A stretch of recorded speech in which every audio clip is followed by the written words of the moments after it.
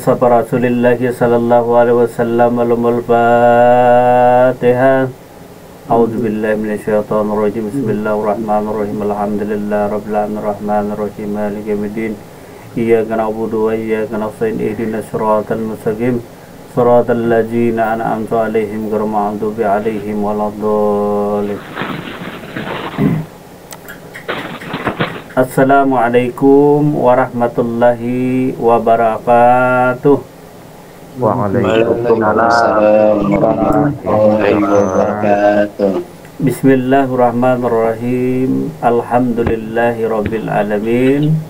Assalatu wassalamu ala asrafil anbiya'i wal mursalin Sayyidina wa nabiyana Muhammad wa ala alihi wa sahbihi ajma'in, amma ba'd.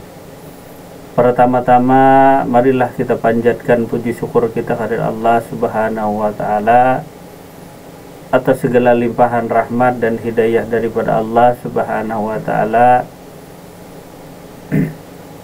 sehingga malam hari ini kita dapat berkumpul lagi, bertatap muka lagi di pengajian Majelis Ma'rifat Banjar.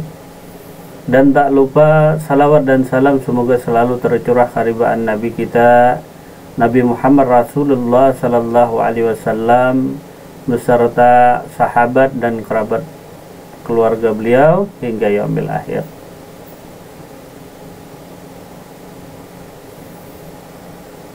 Alhamdulillah, kita panjatkan segala puji syukur kepada Allah Subhanahu wa taala. Dan alhamdulillah, terima kasih yang sebesar-besarnya pula kita sampaikan kepada saudara-saudari kita yang telah meluangkan waktu dan kesempatannya untuk berhadir malam hari ini. Jadi tak henti-hentinya kita ucapkan banyak terima kasih karena telah meluangkan waktu dan kesempatannya untuk berhadir di majelis malam hari ini. Alhamdulillah, pada malam hari ini masih temanya tentang hablum minallah, hubungan diri dengan Allah Subhanahu wa taala, hubungan hamba dengan Allah Subhanahu wa taala. Adapun hikmah malam hari ini tentang hikmah daripada Al-Hikam bagian yang ke-21 adalah 4 sikap perilaku hamba saat berhubungan dengan Allah Subhanahu wa taala. Jadi 4 sikap perilaku hamba saat berhubungan dengan Tuhannya. Perlu diketahui, manakah hamba, manakah Tuhan. Untuk mengetahui hal ini tadi, maka kita sering sebut adanya hamba, adanya Tuhan. Nah, jadi temanya malam hari ini tentang hubungan hamba dengan Tuhannya. 4 sikap perilaku hamba saat berhubungan dengan Tuhannya. Jadi yang hamba tadi.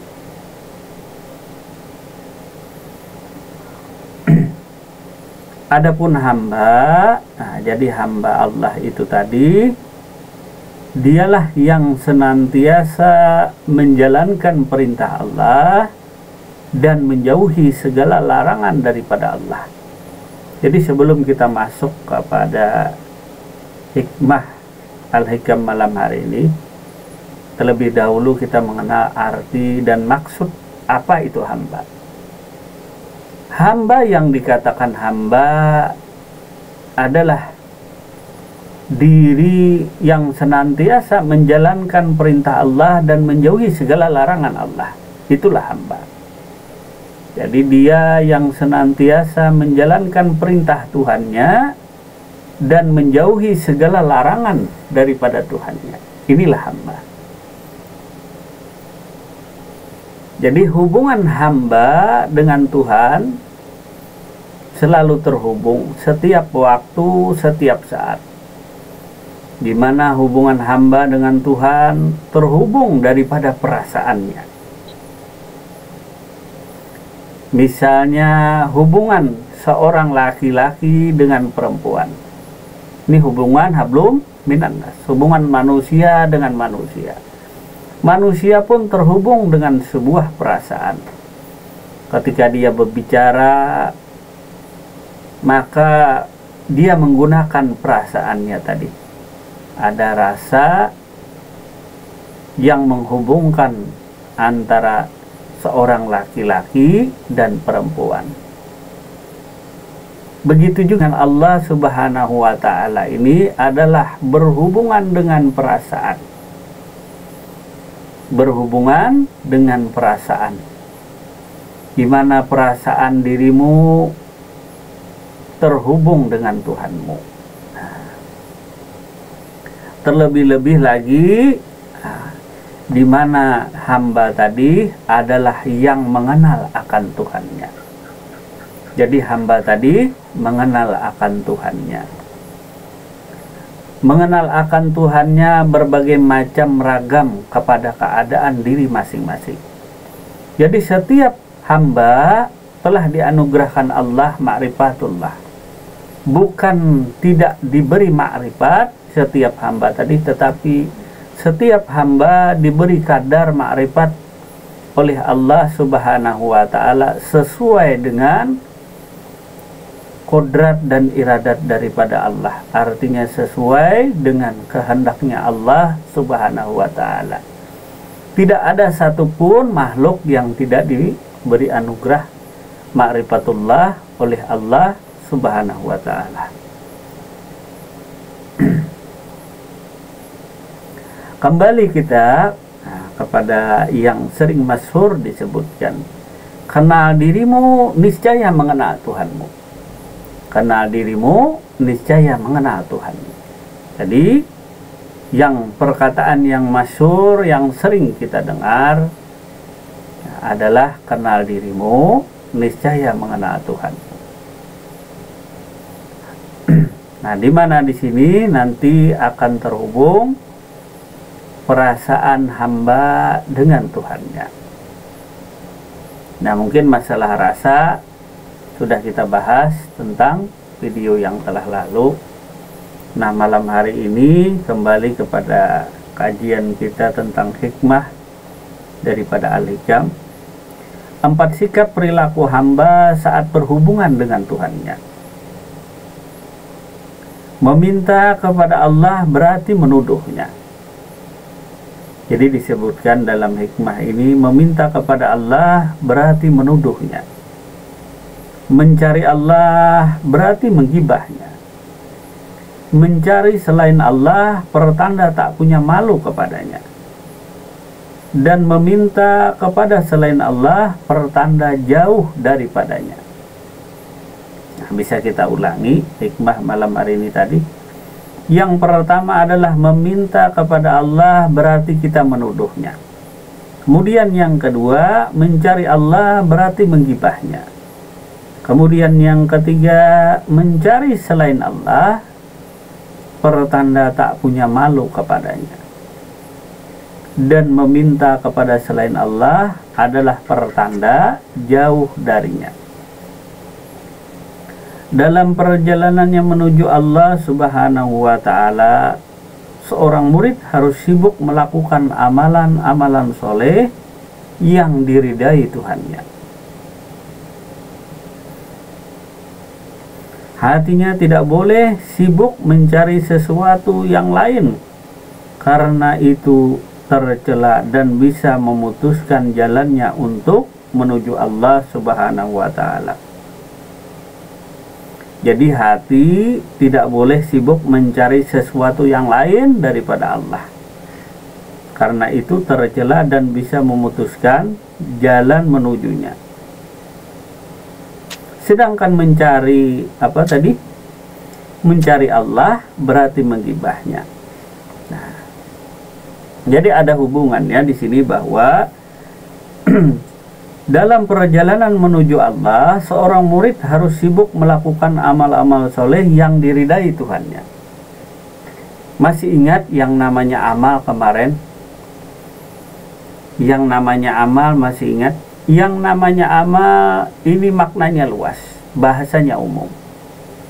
Amal bukan hanya perkara sholat, bukan perkara puasa, haji, dan lain sebagainya. Tetapi amal itu begitu luas kepada diri tadi. Secara sederhana, amal itu adalah gerak dan diam. Gerak dan diammu, gerak dan diam artinya baik duduk, diam, tanpa berkata-kata, tanpa bersuara, tanpa berbuat apapun, itu dinamakan diam. Gerak dan diam tadi, gerak seperti duduk, berjalan, dan beraktivitas lainnya. Ini termasuk dengan amal. Amal, nah, sedangkan yang diridai Tuhannya adalah gerak dan diam yang diperintahkan Tuhan. Jadi secara mendalam, gerak dan diam seorang hamba, dia tidak berbuat segala sesuatu, dia tidak bicara sesuatu, artinya dia tidak mengucapkan sesuatu tanpa izin dan kehendak daripada Tuhannya. Inilah hamba. Jadi seorang hamba benar-benar melakukan amal-amal soleh yang diridai Tuhannya. Yang diridai Tuhannya apa? Yang diperintahkan Tuhannya, yang dilarang Tuhannya, dia tidak laksanakan. Yang diperintah Tuhannya, itulah yang dia laksanakan. Jadi tugas hamba adalah senantiasa hanya menjalankan perintah Tuhannya dan menjauhi segala yang dilarang Tuhannya. Namun secara umum yang kita tahu biasanya sholat, puasa, zakat, dan lain sebagainya. Namun bagi seorang salik, seorang yang ma'rifatullah, amal tadi tiadalah berbatas kepada dirinya. Artinya amal tadi termasuk gerak dan diam dirinya. Dia bicara pun termasuk amal ibadah. Amal yang diridai oleh Tuhannya. Nah, seperti tidur pun itu termasuk amal soleh, amal ibadah tadi. Makan minum, mandi, ngisap rokok, pakai baju, jalan ke pasar, dan lain sebagainya. Semuanya adalah bernilai ibadah. Kalau semua gerak dan diam kita tidak bernilai ibadah, berarti semuanya adalah sia-sia yang kau kerjakan. Karena tujuan hamba adalah pengabdian.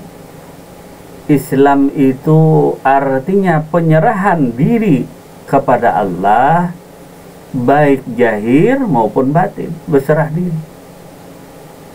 Artinya secara sederhana, apapun yang diperintahkan Tuhanmu, itulah yang kau laksanakan. Apapun yang diperintah Tuhanmu, itulah yang kau laksanakan.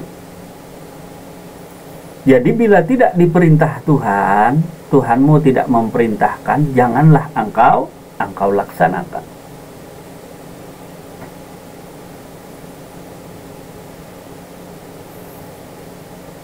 Jadi hubungan dirimu dengan Tuhanmu terhubung dengan perasaan. Masih ingat kemarin? Antara es batu dengan air itu terhubungnya daripada rasa, ataupun misalnya lagi yang sering disebutkan, yang sering sekali itu garam dengan air laut. Garam dan air laut terhubungnya daripada rasa atau perasaan. Dari zatnya si garam ini adalah berasal daripada sang air laut. Walaupun bentuk dan rupanya berbeda, namun rasanya tetap sama. Rasanya tetap sama. Dia terhubung, garam dan air laut ini terhubung daripada perasaan. Nah, jadi berhubungan dengan perasaan. Kalau cinta, kasih sayang itu berhubungan dengan perasaan. Nah, cinta bukan hanya di mulut. Kalau mulut mengata benci, tapi hati mengata kata cinta. Nah, ataupun hati menyatakan benci, tapi mulut menyatakan sayang. Adapun perihal demikian tadi, nah tema hanya sekedar tambahan tadi. Maka kata-kata yang masyhur yang sering kita dengar, Jahiru Rabbi batinu abdi. Jadi jahir Tuhan ada di batin hambanya. Jahir Tuhan tadi ada di batin hambanya.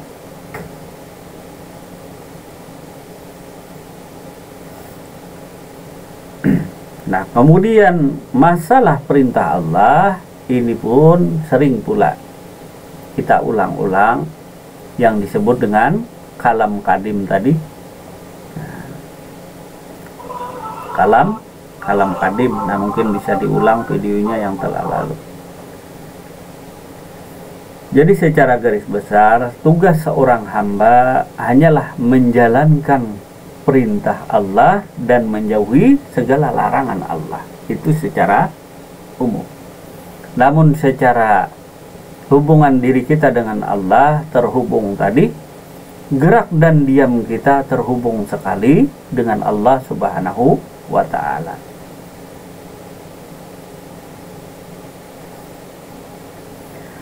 Hatinya tidak boleh sibuk mencari sesuatu yang lain, karena itu tercela dan bisa memutus jalannya menuju Allah. Bila kau meminta kepada Allah, Dia memberimu rezeki dan makanan yang dapat membuatmu berjalan, atau agar Dia meluaskan rezekimu, sama dengan engkau menuduhnya tidak pernah memberinya. Jadi dalam hikmah ini, bila kita meminta kepada Allah agar Dia memberi rezeki tadi berupa uang kah, berupa benda materi kah, berupa makanan kah, yang dapat membantu berjalan, membantu sehat, agar dia dapat meluaskan rezeki, sama dengan menuduhnya tidak memberi rezeki. Artinya bila meminta kepada Allah tadi, nah, maka disebutkan di sini meminta kepada Allah berarti menuduhnya. Nah, menuduh Allah berarti tidak memberi rezeki. Kembali kita kepada tugas seorang hamba tadi.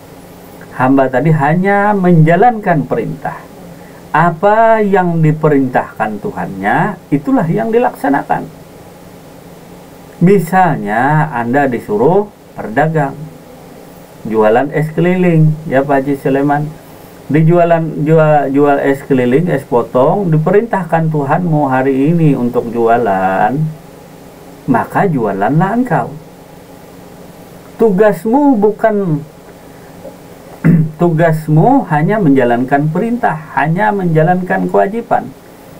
Masalah hasil, berapapun uang yang kau terima dari hasil penjualan es batu tadi, es potong tadi, nah, berapapun hasilnya, kalau nominal orang sini ya 50.000, 20.000 orang Indonesia.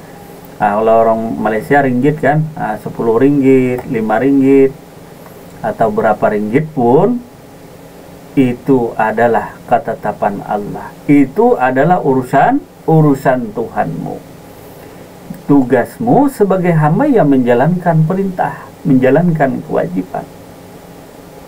Misalnya lagi Pak Hairul yang bertani, disuruh Tuhannya menyuruh. Orang Marifat tadi Tuhannya secara langsung memerintahkan kepada dirinya, tanpa lagi ada perantaraan lewat AIU, tidak. Nah, Tuhannya Jadi makrifat tadi terhubungnya diri seorang hamba dengan Tuhannya tanpa perantaraan. Tuhannya memerintahkan kepada dirinya. Misalnya bertani, nanam padi. Tugasmu adalah menanam padi tadi. Apapun yang dia perintahkan engkau laksanakan. Janganlah engkau mengharap segala sesuatu daripada tugas dan kewajibanmu tadi. Jadi jangan mengharap padimu dapat banyak dan lain sebagainya, atau dapat keuntungan yang banyak daripada hasil dagang tadi. Janganlah engkau mengharapkan segala sesuatu, karena mengharapkan segala sesuatu nanti kita akan kecewa kalau hasilnya tidak sesuai. Nah, jadi tugas hamba hanyalah menjalankan perintah Tuhannya. Apapun yang diperintahkan Tuhanmu, maka laksanakanlah dengan segera. Nah, kalau masalah kendala di lapangan, bertanyalah engkau dengan Tuhan. Bertanyalah engkau dengan Tuhanmu. Ketika bertani tadi ada hama dan lain sebagainya, maka bertanyalah engkau dengan Tuhanmu. Karena Tuhanmu Maha mengetahui, karena Tuhanmu Maha pemberi petunjuk. Nah, kalau engkau mengenal Tuhanmu, kau tadi mengenal Tuhanmu, engkau pun dekat dengan dirinya. Apakah engkau tak malu meminta tadi? Karena tugasmu bukan hanya meminta-minta, tetapi tugas seorang hamba yang baik. Artinya tugas seorang hamba tadi, jalankanlah kewajibanmu sebagai hamba. Nah, apapun itu tadi, karena Tuhan Maha tahu. Setelah engkau tak punya uang dan lain sebagainya, Tuhanmu pun tahu. Karena dia dekat dengan dirimu tadi. Dia lebih hampir daripada urat lehermu. Nah, dia lebih hampir daripada urat leher. Cuma kadang-kadang kita ragu, seolah-olah Tuhan tadi meninggalkan kita. Padahal Tuhan tadi tak pernah meninggalkanmu. Aku tak pernah meninggalkanmu. Nah, lalu kita mencari ke sesuatu tadi, cari ke dukun kah, cari kemana kah? Cari ke batu akik kah, cari kemana? Nah, padahal Tuhan tadi adalah sangat dekat dengan dirimu. Tapi engkau meninggalkan Tuhanmu. Untuk membaca segala sesuatu tadi, sesuatu alam tadi yang terjadi, maka bertanyalah engkau kepada Tuhan.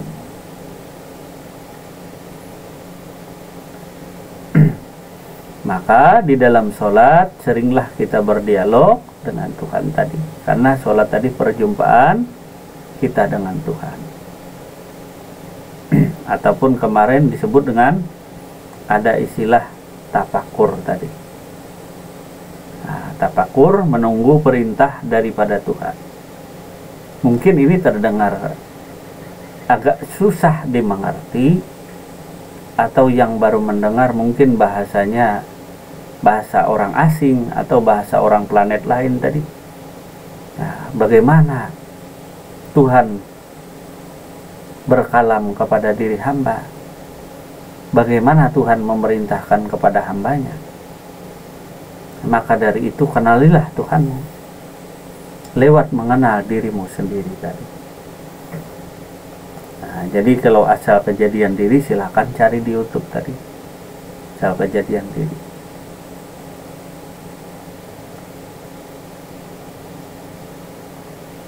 Nah, jadi sebagai hamba sebenarnya tadi, hendaklah engkau jangan meminta kepada Allah tadi. Nah, jangan meminta.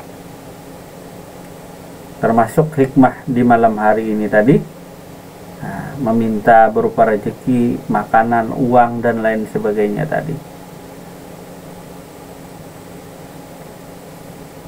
Karena dengan demikian kita menuduhnya sama dengan tidak memberi kita rezeki. Artinya sama Tuhan tadi menyengsarakan diri kita. Ini hikmah. Nah, jadi adapun dari kita tadi, jika hamba tadi benar-benar hamba yang ihsan, maka hendaklah dirimu hanya menjalankan kewajiban saja. Tunaikanlah tugasmu. Janganlah engkau mengharap sesuatu daripada segala amal yang kau kerjakan. Nah, kalau disuruh mencangkul, nagih uangnya duluan. Belum lagi mencangkul, tahu kan orang Malaysia mencangkul? Nah, itu cangkul. Atau orang Sulawesi tahu mencangkul, orang Sulawesi baru pulang kemarin nih, pagi tadi pulang. Nah, jadi kalau Tuhanmu misalnya menyuruh dirimu bekerja mencangkul di ladang, belum lagi bekerja, sudah nagih upah duluan. Nah, belum lagi bekerja. Nah, misalnya Pak Fahmi tadi, belum lagi masak, uangnya tagih duluan. Gimana ini? Belum lagi kerja, nagih uang duluan. Nah, belum lagi kerja. Kerja juga kerja juga tak ikhlas, kerja juga asal-asalan tadi. Nah, nagih lagi uangnya duluan, nagih lagi pahalanya duluan.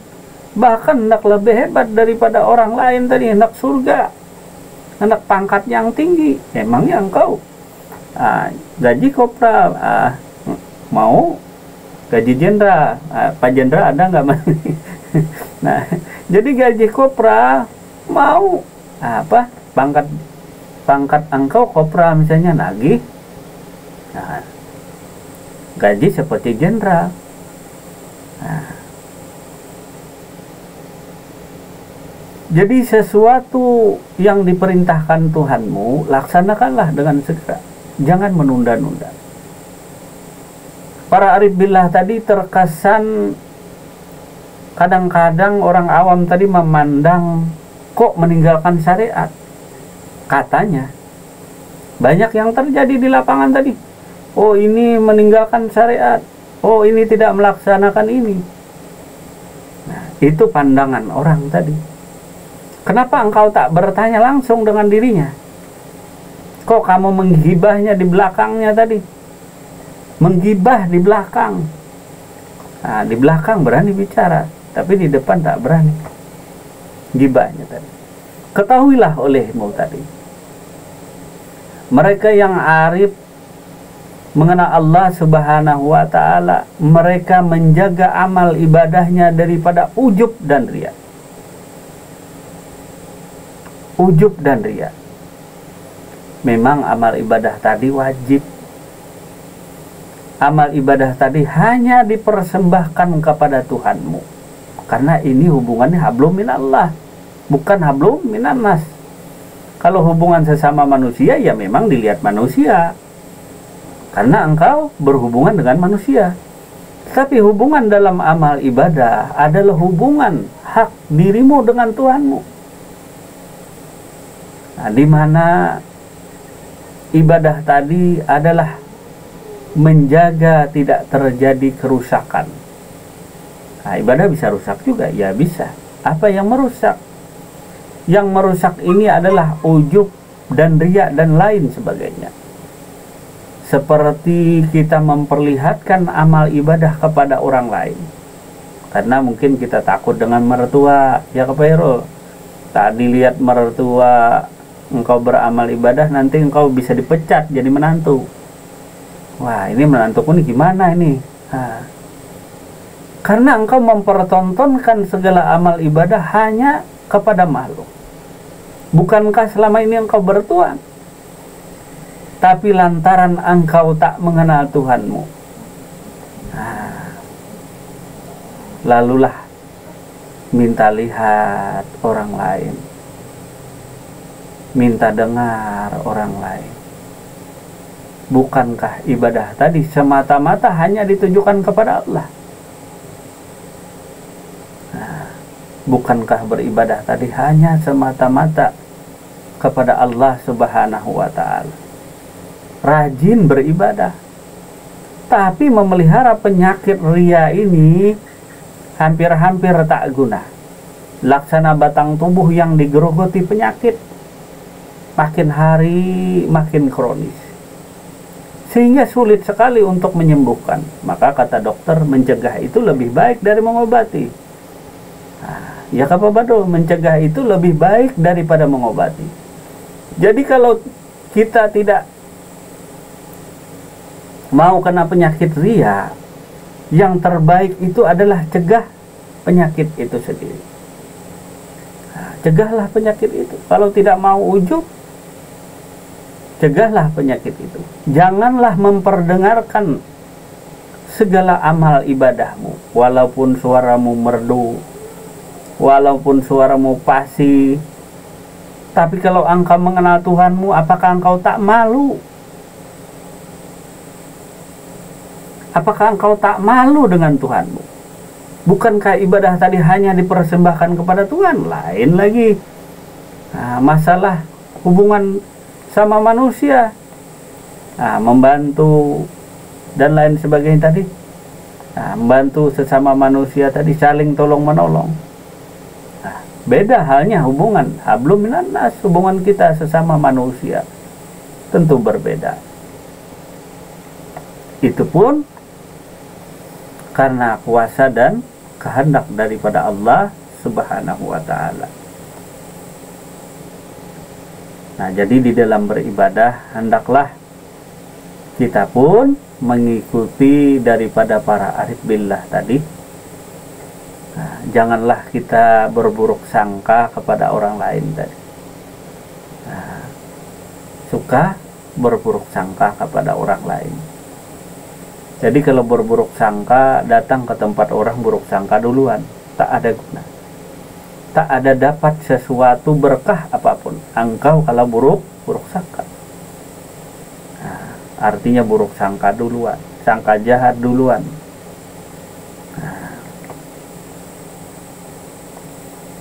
Kemudian jika kau percaya bahwa Dia mengetahui kebutuhanmu dan Maha Kuasa memberimu tanpa kau minta, tentu kau tidak akan meminta sesuatu pun darinya.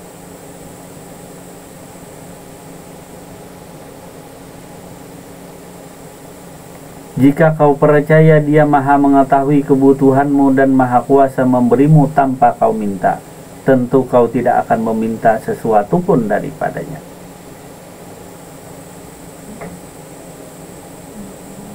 Kemudian bila kau mencari-cari Allah agar kau didekatkan kepadanya, dihilangkannya hijab antara dirimu dengannya, dan dapat melihatnya dengan mata hatimu, tindakan ini sama saja dengan melakukan ghibah terhadapnya, membicarakannya di belakangnya. Karena Zat yang Maha Hadir tidak perlu lagi dicari-cari. Prinsip yang demikian berlaku bagi orang yang kasab, yaitu orang yang telah dianugerahkan Allah. Kasab tadi artinya dapat melihat akan Allah Subhanahu wa ta'ala, dapat berjumpa Allah Subhanahu wa ta'ala. Dapat melihat dan berjumpa ini bukan hasil perbuatannya, bukan, tetapi mutlak kudrat dan iradat daripada Allah, kada dan kadar Allah Subhanahu wa ta'ala, bukan hasil perbuatan. Aku kenal Tuhanku karena Tuhanku jua, bukanlah hasil daripada usaha ikhtiarnya sendiri.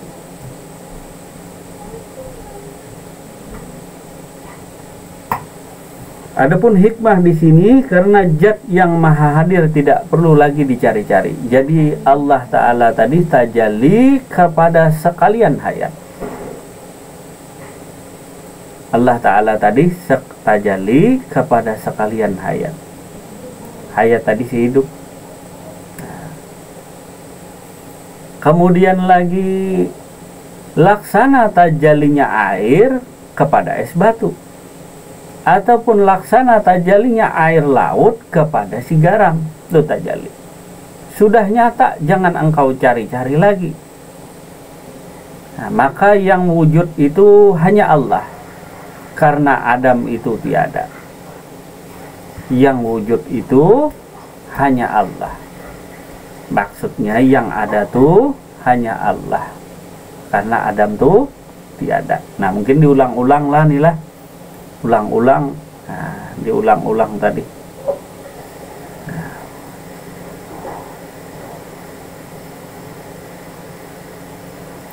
Artinya tiada satupun yang bisa mengenal Allah kecuali Allah itu sendiri. Dan tidak ada sesuatu pun makhluk yang dapat mengenal Allah kecuali Allah itu sendiri.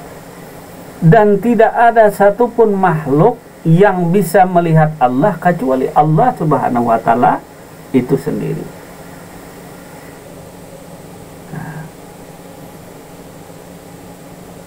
Jadi kalau kemarin itu kuis Rabi mau melihat tepung, tak ada lagi tepung, yang ada hanya dirinya kuis Rabi.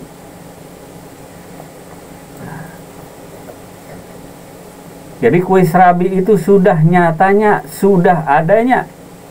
Nah, sudah nyata, sudah ada.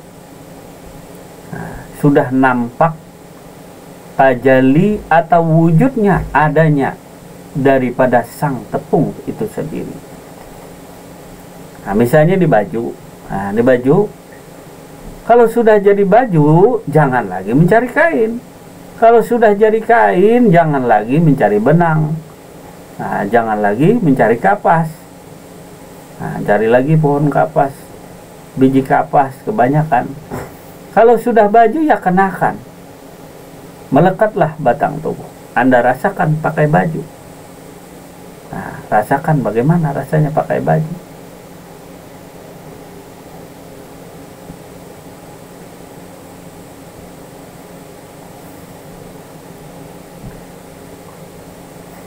Jadi Allah yang maha dekat itu tidak bisa didekat-dekatkan lagi, karena sudah dekat.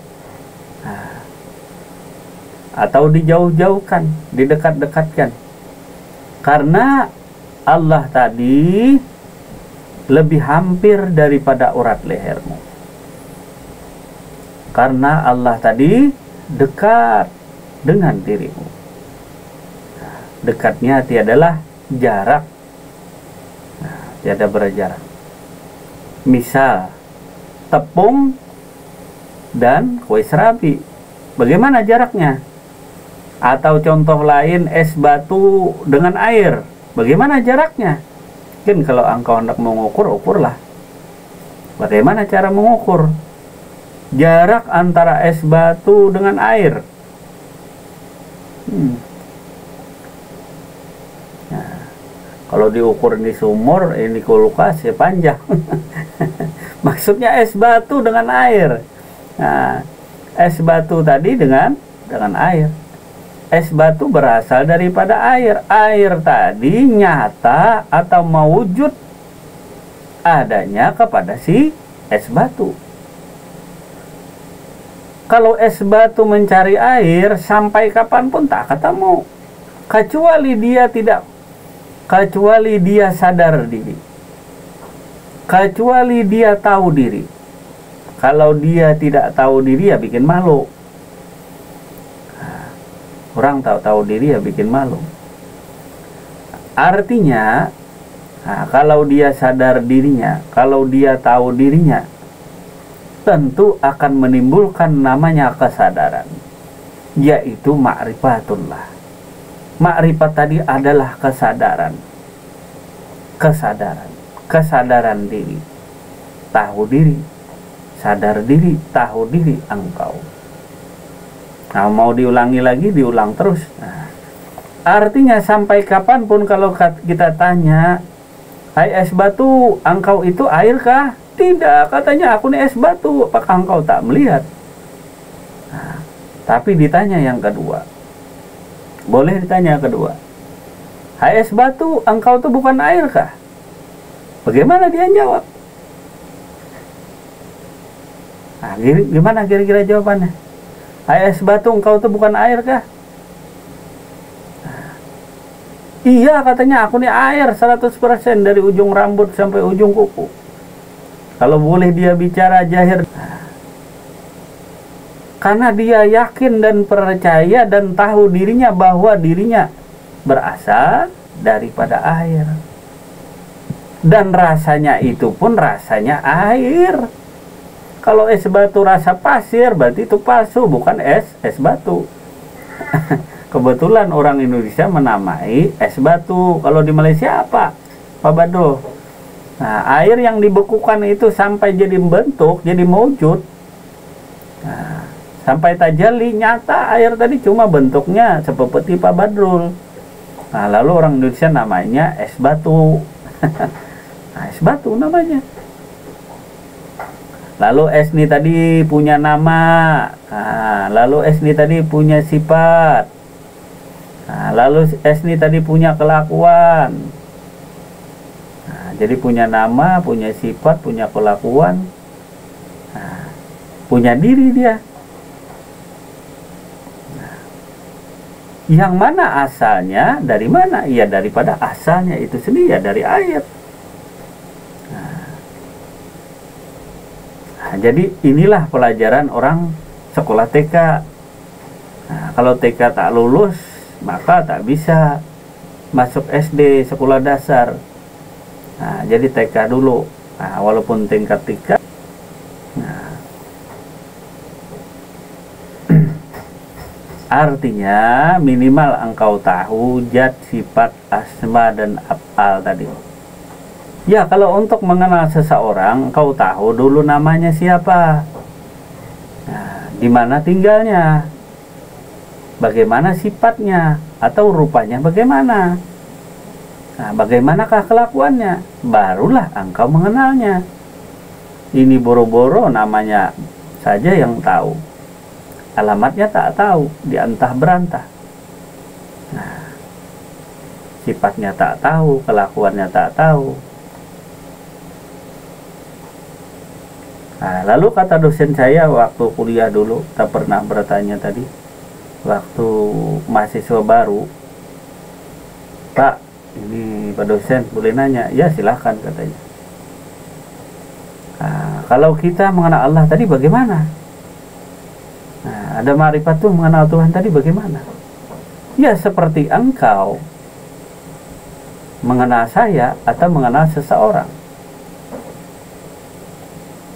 Engkau tahu dulu namanya, di mana tempat tinggalnya, di mana rumahnya, bagaimana rupanya, bagaimana sifatnya, bagaimana kelakuannya, ya seperti itu.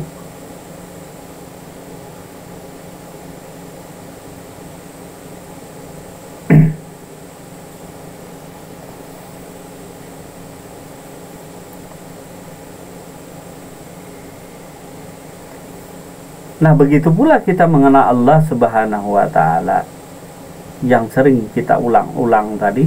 Nah, sering ulang-ulang. Nah, katanya tak apalah diulang tadi. Yang diulang-ulang pun kadang-kadang bisa susah kita paham. Apalagi yang baru mendengar. Nah. Kemudian lagi bila kau mencari Tuhanmu, baik itu berupa harta,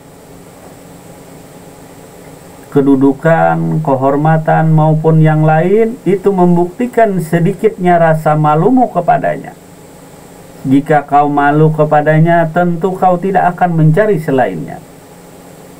Nah, diulangi, bila kau mencari selain daripada Tuhanmu, baik itu berupa harta, kedudukan, kehormatan maupun yang lainnya, itu membuktikan sedikit rasa malumu kepadanya.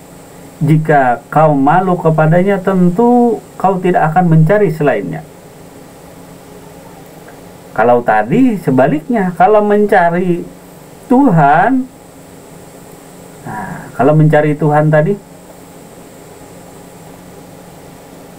ini sama saja menggibahnya. Tetapi kalau mencari selain Tuhan, nah ini macam-macam Tuan Syekh Ibnu Abdillah ini tadi kata-katanya. Kalau mencari Tuhan katanya menggibahnya.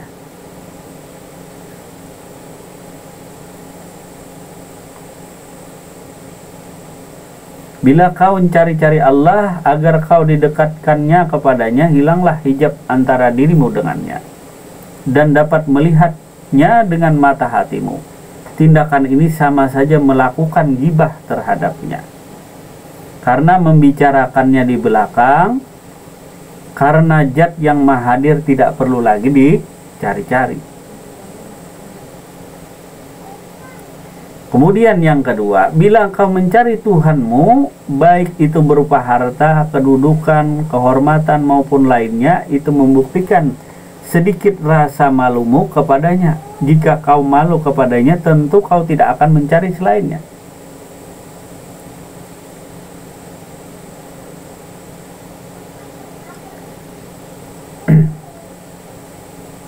Jadi dicari tidak dicari, nah, Tuhan tadi memang dekat dengan dirimu. Maksudnya di sini yang mencari itu jangan dirimu. Kalau dirimu sampai kapanpun engkau tak akan menemukan Tuhanmu.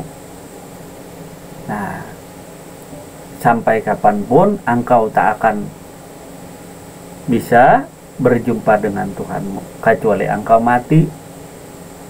Karena orang matilah yang berjumpa dengan Tuhan. Nah, maka kata yang masyhur pula, sering kita dengar, matikan dirimu sebelum engkau mati. Matinya di mana?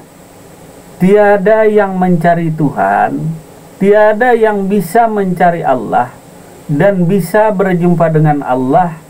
Tiada sesuatu pun makhluk di atas muka bumi kecuali Allah itu sendiri yang memperkenalkan dirinya. Nah, jadi kalau hendak berjumpa Allah, yang mencari Allah tiada lain daripada Allah itu sendiri. Atau ada pepatah, yang mencari ialah yang dicari, yang dicari ialah yang mencari. Nah, putar-putar tadi. Nah, muter-muter. Maka hikmah di sini, janganlah mencari selain daripada Tuhan tadi. Nah, jadi mencari Tuhan pun sama dengan membicarakannya di belakang. Artinya mencari Tuhan. Tuhan dekat, masih dibicarakan. Nah, Tuhan tadi dekat, masih kita bicarakan, kan sama membicarakannya di belakang. Kalau masih mencari-cari, nah, berarti kan belum ketemu, apalagi mencari selain daripada Tuhan itu sendiri. Nah, mencari selain daripada Tuhan itu sendiri tadi.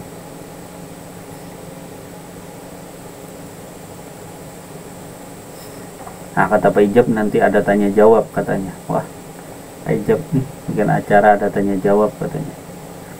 Bila kau mencari selain Tuhanmu, baik itu berupa harta, kedudukan, kehormatan maupun yang lainnya, itu membuktikan sedikit rasa malumu kepadanya. Jika kau malu kepadanya, tentu kau tidak akan mencari selainnya.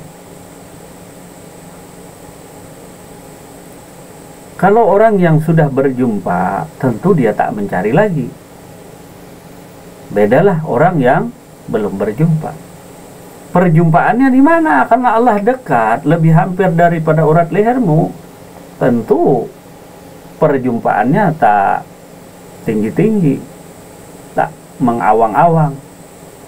Nah, karena Allah dekat dengan dirimu, Allah lebih hampir daripada urat lehermu. Perjumpaannya laksana es batu berjumpa dengan air. Nah, kau pahamilah sendiri tadi. Es batu berjumpa dengan air, di mana berjumpanya tadi? Saking dekatnya antara es batu dengan air. Tak ada jaraknya antara es batu dengan air, kecuali meleleh. Nah, jarak di bawah. Nah, ini hanya sekedar contoh dan misal tadi.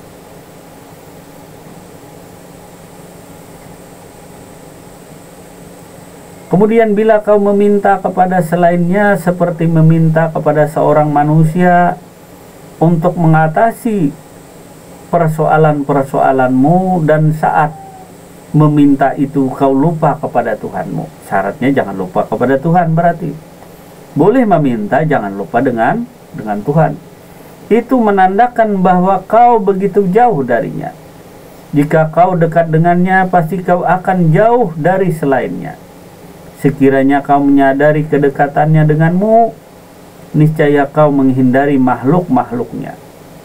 Namun karena kejauhanmu dengannya, kau merasa membutuhkan kepada selainnya untuk kau jadikan tempat berlindung dan meminta. Nah, jadi kalau arif billah memandang, walaupun itu manusia yang membantunya tadi, dia pandang manusia tadi atau makhluk tadi, bantuannya itu tiada lain daripada Allah. Itulah kuasa Allah, itulah kehendak Allah. Jadi sebenarnya yang membantu dirimu itu bukan lain selain daripada Allah.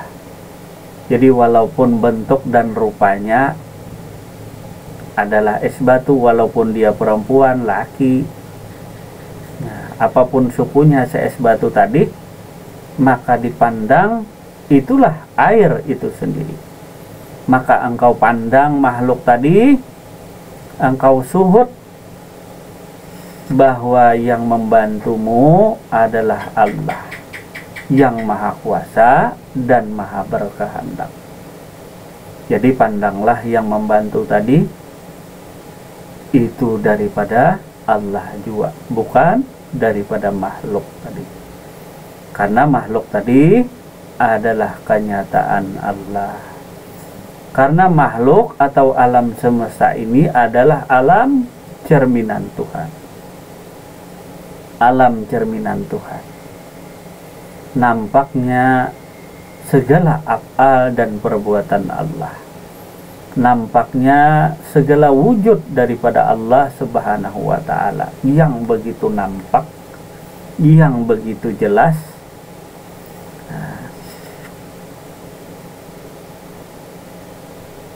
Kemudian bagi kalangan murid meminta kepada Sang Khalik, kepada Tuhan, adalah hal yang lumrah. Bahkan meminta kepada makhluk pun adalah hal yang wajar, kecuali meminta dalam kerangka ibadah, etika mengikuti perintah, atau menyatakan kebutuhan. Sementara itu orang-orang arif memandang kepada Allah. Permintaan mereka walaupun secara lahir tampak kepada makhluk, namun yang sebenarnya adalah kepada Allah atau kepada Tuhan itu sendiri.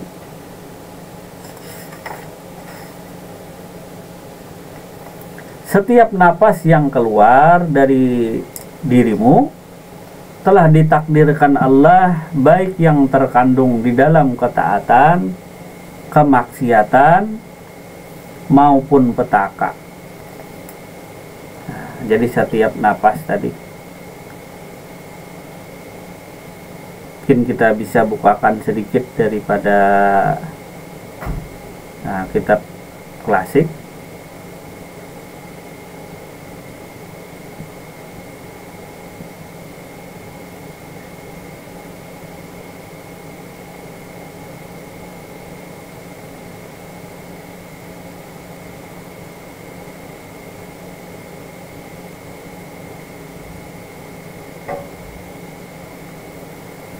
Adapun yang sebenarnya diri disebutlah dia hayat. Nah, atau kemarin Allah tajalli kepada hayat. Hayat itu adalah roh. Roh itu adalah napas. Napas itu adalah nyawa. Nah, mungkin sering kita dengar hal yang demikian tadi. Adapun dari beberapa pendapat daripada para arif billah, salah satunya, adapun yang sebenarnya diri disebut dengan hayat. Yang sebenarnya hayat adalah roh. Yang sebenarnya roh adalah napas. Yang sebenarnya napas adalah rahasia. Dan sebenarnya rahasia itulah Nur Muhammad. Dan sebenarnya Nur Muhammad adalah tubuh kita ini tidak dipanjangi, tidak dikurangi.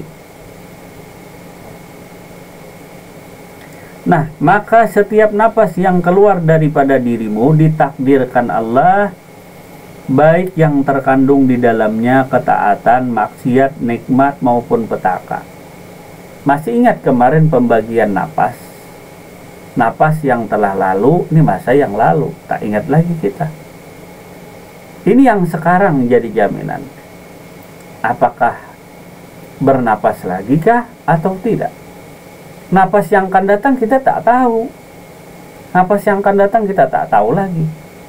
Adakah yang menjamin bisakah akan datang nih bernapas? Nah, tentu tak ada jaminan. Yang dinamakan rahasia itu kemarin masih ingat, antara turun naiknya napas, inilah rahasia. Kenapa dinyatakan rahasia? Kalau dia tak naik lagi, maka qaidlah kita, jimlah kita. Kalau dia tak turun lagi, maka innalillah juga kita. Nah, jadi setiap napas yang keluar daripadamu telah ditakdirkan Allah. Jadi pembagian masa itu secara sederhana adalah 3 napas saja. Napas yang telah lalu sudah terbuang dan tidak ingat lagi kita. Dan napas yang sekarang dan napas yang akan datang. Nah, semuanya ditakdirkan Allah, baik yang terkandung di dalamnya itu berupa ketaatan, maksiat, nikmat maupun petaka. Setiap napas yang keluar daripada dirimu adalah satu dari sekalian takdir daripada Allah Subhanahu wa Ta'ala. Jadi setiap napas yang keluar daripada diri kita adalah satu dari sekalian takdir Allah untuk kita, siapapun dirimu. Oleh karena itu kau harus tetap menjaga kesopananmu di hadapan Tuhanmu dan menyadari bahwa Dia selalu mengawasimu dalam setiap desahan napasmu. Dengan begitu, di setiap napas kau menjadi seorang saleh yang ingin meniti jalan menuju Allah. Inilah makna ungkapan jalan menuju Allah, sebanyak-banyaknya desahan napas seluruh makhluk. Nah, jadi napas ini mengandung zat Allah tadi. Ini napas.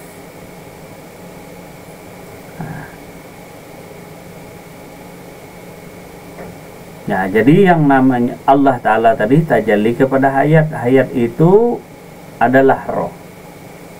Si hayat tadi ya hidup.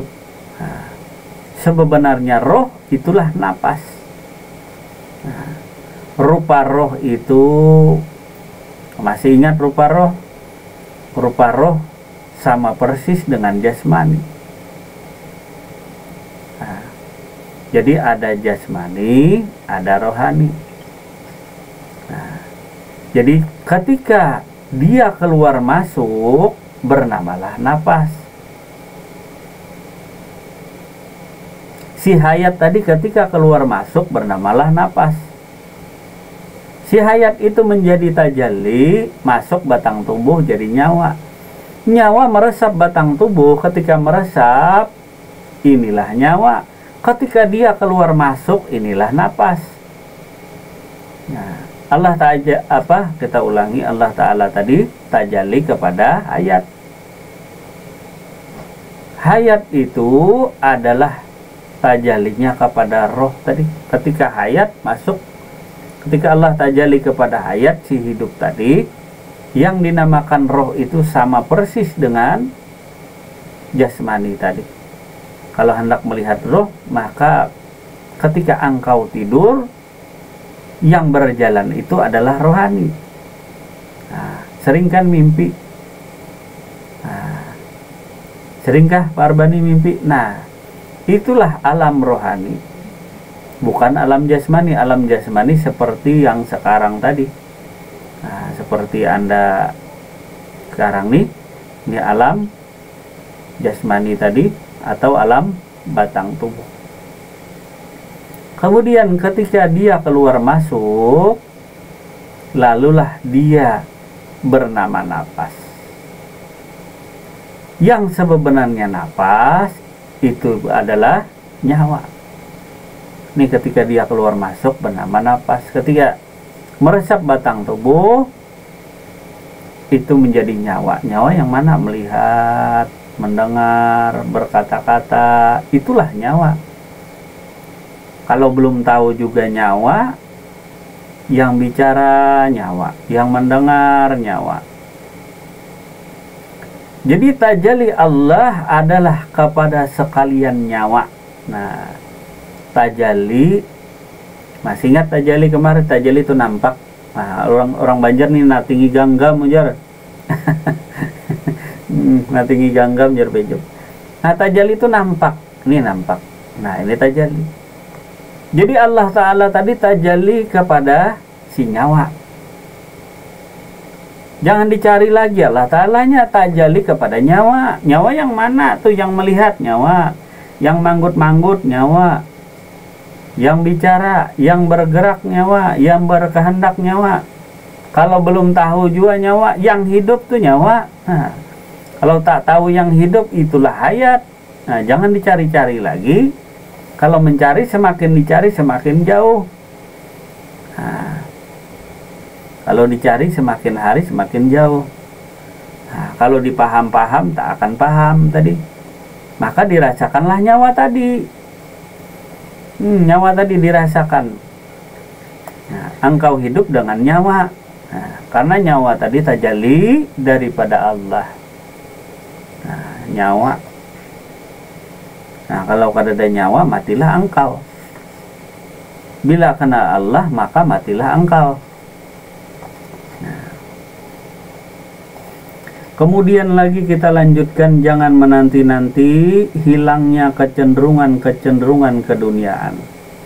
Karena hal itu dapat membuatmu lupa akan adanya pengawasan Allah atas ahwal atau keadaan diri yang telah ditetapkannya untukmu. Kecenderungan-kecenderungan kepada dunia memang merupakan kegelapan yang dapat menghalangi hati daripada melihat Tuhan. Karena jahiru Rabbi batinu abdi. Jahir Tuhan tadi di batin hambanya. Nah, asal jangan ada sangka-sangka waham. Ada yang maha berkehendak selain daripada Allah. Ada yang kuasa selain daripada Allah. Ada yang menyangka iblis tadi kuasa.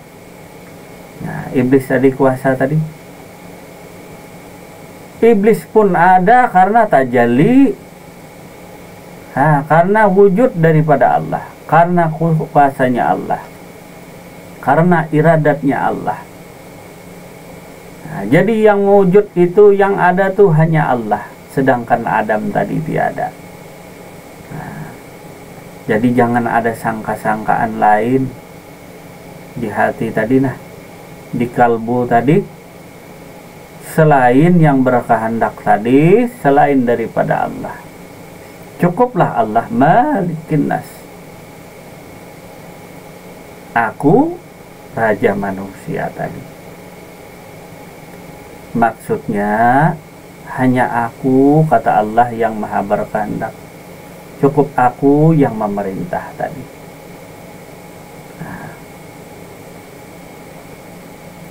Nah, jadi iblis, ada bisikan-bisikan iblis tadi. Nah, sebenarnya iblis tadi tak ada. Yang ada tuh hanya wujud. Yang ada tuh hanya sangka-sangkaanmu. Karena engkau tak kenal akan dirimu. Nah, jadi iblis, kalau cerita sedikit lagi, panjang lagi, nanti tak sempat bertanya, kata Pak Ijab. Jadi iblis tuh di mana tercipta, dari mana? Nah, tentu iblis tadi pun daripada Allah juga. Dan kuasa iblis pun daripada Allah juga.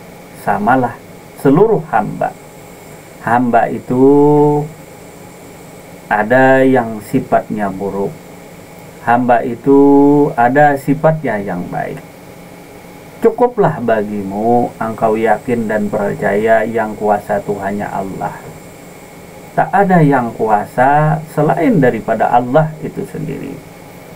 Karena kita sadar dan yakin percaya dalam tauhid, yang kuasa itu hanya Allah. Yang berkehendak itu hanyalah Allah. Nah, jadi iblis cukuplah dengan tugasnya sebagai hamba, ponis, tokoh yang ingkar, cukuplah iblis tadi. Nah, karena dalam tarikan napasmu tadi ada ketaatan, ada maksiat, ada nikmat maupun petaka. Dalam setiap tarikan napasmu tadi ada takdir Allah. Baik yang terkandung di dalamnya ada ketaatan, ada maksiat. Jadi yang namanya iblis, kemarin masih ingat, itu tajalli daripada af'al Allah yang buruk. Sedangkan tajalli af'al Allah yang baik, itulah Muhammad. Itulah hambanya Allah yang mulia, yang terpuji. Nah, jadi ada hamba yang mulia, ada yang tercela tadi. Ahlaknya mulia, itulah Muhammad. Ahlaknya buruk, itulah iblis tadi. Nah, jadi Muhammad dan iblis tadi itu merupakan hambanya Allah juga. Hambanya Allah. Iblis dan Muhammad nampak kepada diri setiap insan. Nah, akan nampak kepada diri setiap insan manusia. Karena insan manusia tadi adalah kenyataannya Allah, adalah wujud daripada Allah. Jadi kalau engkau hendak melihat sifat mulia, sifat tercela, baik iblis ataupun yang hamba yang mulia, nampak kepada diri kita tadi. Nah, bila akhlaknya baik, itulah Muhammad yang mulia tadi. Ataupun sebaliknya. Kemudian kita lanjutkan hikmah malam hari ini tadi. Yang dituntut dari dirimu ialah senantiasa istiqomah dalam menjalankan kebiasaanmu dan tetap merasa diawasi Allah. Ini adalah makamnya hamba tadi, di mana hamba tadi harus istiqomah di jalan Allah, menjalankan setiap kebiasaanmu. Kebiasaanmu apa? Ya gerak dan diammu, perilakumu, perbuatanmu sehari-hari, yang tetap merasa diawasi Allah. Istiqomah karena menjalankan apa yang disuruh oleh Allah tadi. Apa yang diperintah Allah, itu yang dilaksanakan. Apa yang dilarangnya, janganlah engkau laksanakan. Jadi bila larangan Allah dilaksanakan, nah, misalnya dilarang oleh Tuhan tadi, nah, ini termasuk ingkar dengan Tuhan. Jadi baik dan buruk bersumber daripada Allah. Nah, cuma baik dan buruk tadi sudah tajalli kepada si iblis, sudah tajalli kepada diri Muhammad. Kedua-duanya pun daripada Allah juga.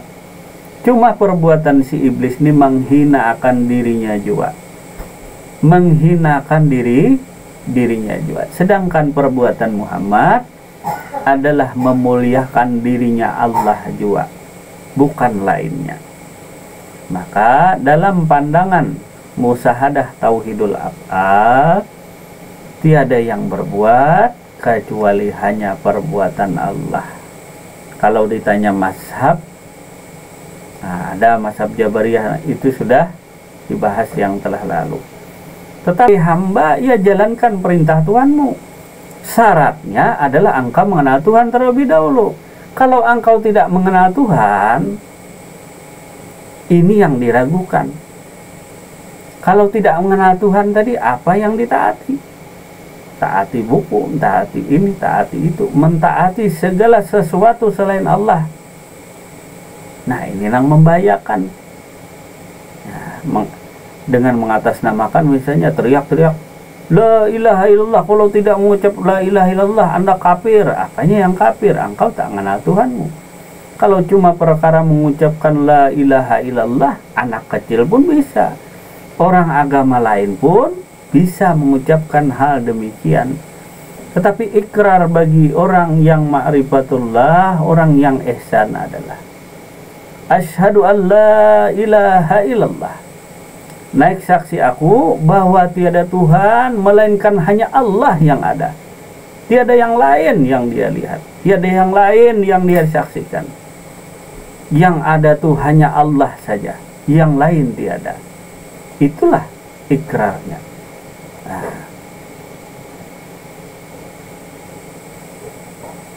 Nah, jadi kebiasaan istiqomah yang dituntut dalam dirimu ada senantiasa istiqomah menjalani kebiasaanmu.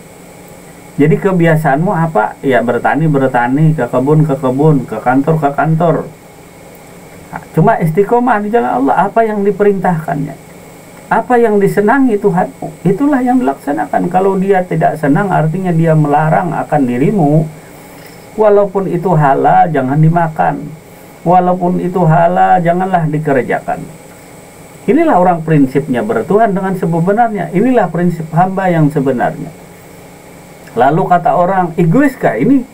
Iya, karena bertuhan tadi adalah semata-mata prioritas utama ya Tuhannya. Walaupun itu dinamakan ego dan lain sebagainya. Ya namanya bertuhan, namanya Islam, berserah diri kepada Tuhan tadi. Apapun itu, ya memang semua ada resiko. Semua pekerjaan yang diperintahkan atasan kita tentu beresiko pada diri kita. Pasti ada resikonya. Ya lelah, ya capek, dan lain sebagainya. Belum lagi hinaan, cacian, itu pun pasti terjadi. Dan pujian pun akan terlaksana. Seperti yang berlaku kepada iblis. Nah, malaikat yang lain mana ada sanggup. Nah, karena iblis ini adalah pemimpin daripada malaikat. Jibril saja tak sanggup seperti iblis. Siapa yang sanggup? Mikail, malaikat Ridwan tak sanggup. Yang sanggup memikul beban ini adalah hanya iblis. Karena sudah ditentukan Allah, sudah ditakdirkan Allah. Begitu juga diri kita yang merasa lebih bagus, yang merasa lebih terhormat daripada iblis. Yang sekarang diri kita kadang-kadang menjual anak, menjual istri, merampas hak orang lain. Ini lebih hina dan tercela daripada kita memburukkan iblis dan lain sebagainya. Engkau tak mengenal Tuhan. Sedangkan iblis orang yang dekat dengan Allah. Orang yang dekat dengan Allah, orang yang mengenal Allah, tiada Tuhan yang kuasa selain daripada Allah. Mana bisa dia ingkar kepada Tuhannya? Walaupun itu berisiko. Yang namanya perintah atasan tadi, apalagi itu perintah Tuhan. Yang jadi masalah, engkau tak kenal Tuhan. Seolah-olah engkau mengucapkan la ilaha illallah lebih mulia daripada orang lain. Semua orang pun bisa. Tetapi iblis sungguh menyaksikan akan Tuhannya. Nah, cuma itulah ketetapan Allah tadi. Nah, ketetapan Allah. Misalnya kita yang banyak nih dipilih, siapakah yang membersihkan WC? Walaupun dia bau badannya tadi, tentu orang tak suka menciumnya. Di mana-mana orang mencela.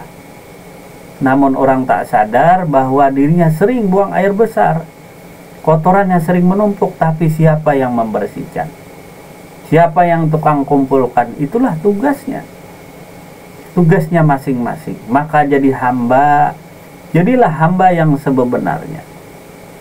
hamba yang tahu diri, hamba yang senantiasa menjalankan perintah Tuhanmu dan menjauhi segala yang dilarang oleh Tuhanmu. Perkaranya adalah, kenalkah engkau dengan Tuhanmu sudah? Berjumpakah engkau dengan dirinya sudah?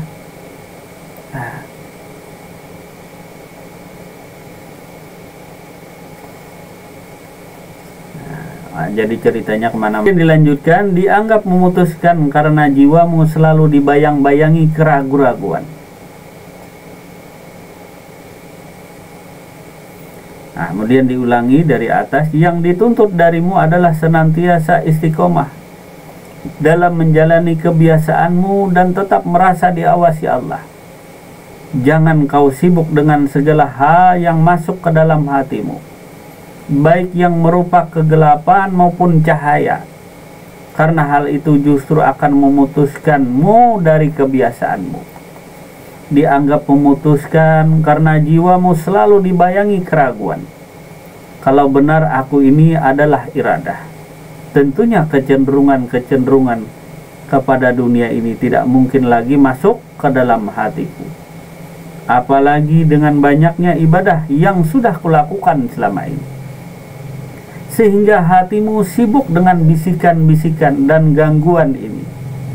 Mungkin ia terus membisikimu agar kau terlupa apa yang menjadi tujuanmu, agar kau meninggalkan amal soleh, yaitu mendengarkan perintah Tuhanmu dan melaksanakan perintah Tuhanmu dan menjauhi segala yang dilarang oleh Tuhanmu.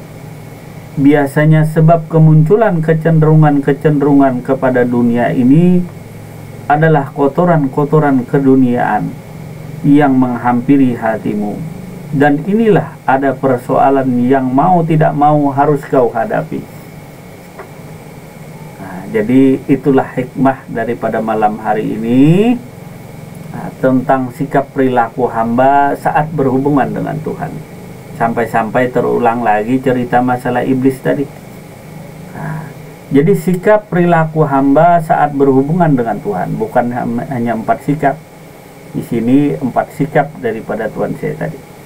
Jadi sikap perilaku hamba saat berhubungan dengan Tuhannya.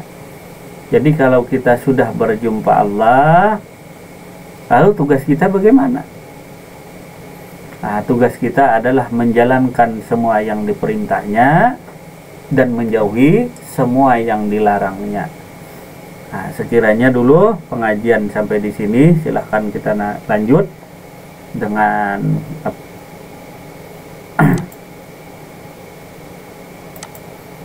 pengajian malam hari ini. Atas segala kesalahan dan kehilafannya mohon maaf yang sebesar-besarnya. Semoga bermanfaat, semoga menambah wawasan dan pengetahuan kita bersama. Assalamualaikum